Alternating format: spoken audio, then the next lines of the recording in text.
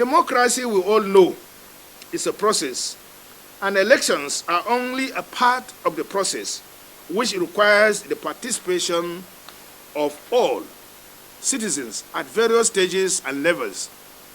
With the election process now almost over, the attention of all citizens should now be turned to the elected to provide the promised dividends of democracy through good governance, which gives all citizens a sense of belonging regardless of party affiliation, mindful of the fact that whoever wins a certain constituency becomes the leader of all in that constituency. Ideally, partisanship for the elected should end with swearing-in ceremony, which also should mark the beginning of the provision of the dividends of democracy through good governance.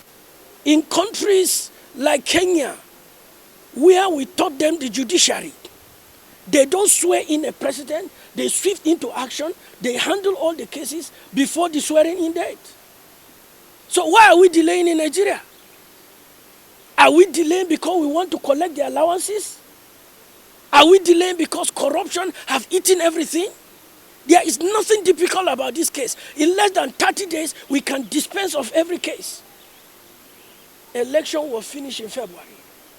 Swearing in will be the end of May. And yet, the cases have not been scratched. What a nation. So for me, what is not in the Nigerian Constitution is not in the Nigerian Constitution. I know Nigeria is a wonderful country. The doctrine of necessity, they call it. How necessary is that doctrine of necessity?